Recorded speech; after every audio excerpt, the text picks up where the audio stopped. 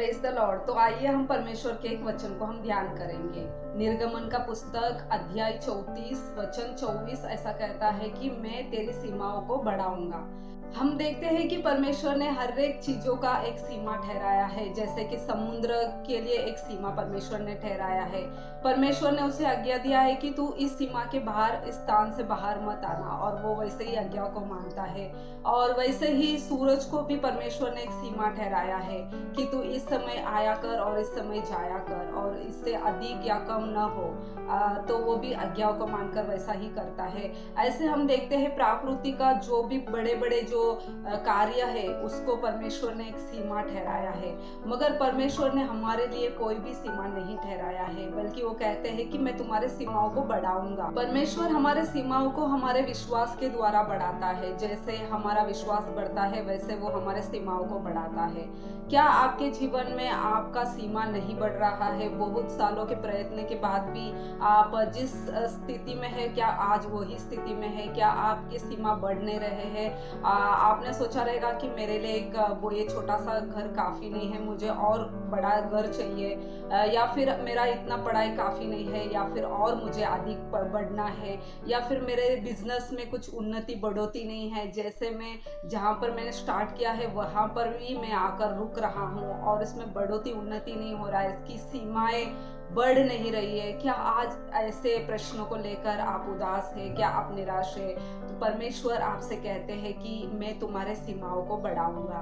इन दिनों में विश्वास करना बहुत ही हमारे लिए मुख्य बात है, क्योंकि परमेश्वर के पास आने वालों को विश्वास करना पड़ता है, और विश्वास के द्वारा ही हम हमारे जीवन में उन आशीषों को पा सकते हैं जो परमेश्वर ने हमारे लिए रखा है। इसी तरह हम पवित्र शास्त्र में एक भाई के बारे में देखते हैं, एक व्यक्ति के बारे में हम देखते हैं। एक स्त्री बहुत ही दुख भरे हालत में एक पुत्र को जन्म देती है। जैसे ही वो पुत्र जन्म लेता है तो वो माँ उस बच्चे का नाम याबेस करके रखती है, और इस याबेस का अर्थ ऐसा होता है कि दुख का पुत्र, क्योंकि उसकी माता ने उसे बहुत ही दर्द, दुख और बहुत ही बुरी स्थिति हालातों में उसे जन्म दिया था। इसके लिए उन्होंने, उस माता ने उस बच्चे का नाम याबेस रखा, यानी दुख का बच्चा। जैसे जैसे वो बच्चा बढ़ने लगता है, जब उसको समझ आ जाती है, तो जरा सोचिए उसके मन में कितना व्याकुल हुआ रहेगा।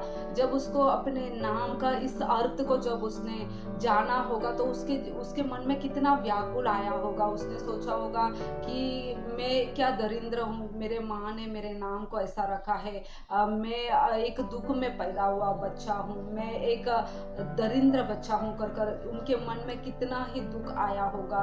मगर उन्होंने अपने जीवन में बहुत ही प्रयत्न किए रहेंगे इस हालात को, इस कंडीशन को बदलने के लिए। वो कितने नेगेटिव में गए होंगे, उन्होंने बहुत ही प्रयत्न किया होगा अपने लाइफ में इसे सुधारने के लिए, मगर बहुत प्रयत्न करने के बाद भी कुछ नहीं हुआ होगा, उनका दुख उनसे गया नहीं होगा। इसलिए वो जब वो सेनाओं के परमेश्वर यहोवा के बारे में वो जानते हैं, तब वो यहोवा के पास आकर वो कहते हैं, वो प्रार्थना करते हैं। वो 4 विषय के लिए प्रार्थना करते हैं, और उनमें से एक वो ऐसे प्रार्थना करते हैं कि हे यहोवा तू मेरे सीमाओं को बढ़ा, क्योंकि उनका जीवन में सीमा बहुत ही छोटा हुआ होगा, उनके जीवन में उन्नति बढ़ोतरी नहीं, आशीष नहीं, ऐसे बहुत सारे चीजों में उनकी सीमा बहुत ही छोटी हुई रहेगी। इसके लिए तो वो विशेष कर अपने सीमाओं को बढ़ाने के लिए कहते हैं।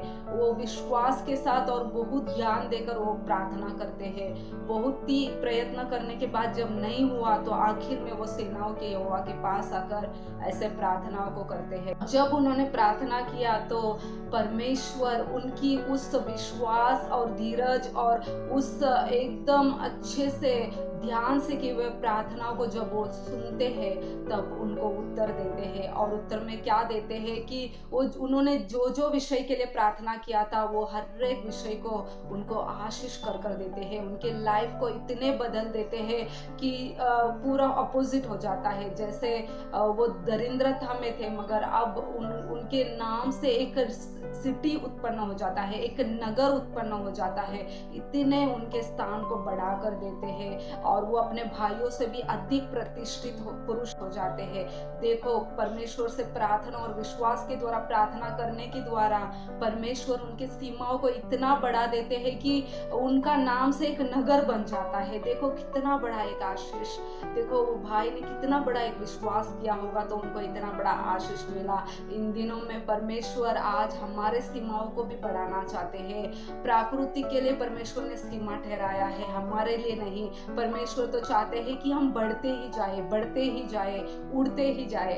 इन दिनों में परमेश्वर ने आपके लिए बहुत बड़ा सीमाओं को रखा है। परमेश्वर चाहते हैं कि उनके बच्चे वो अपने स्थानों में अधिक बढ़ते जाए।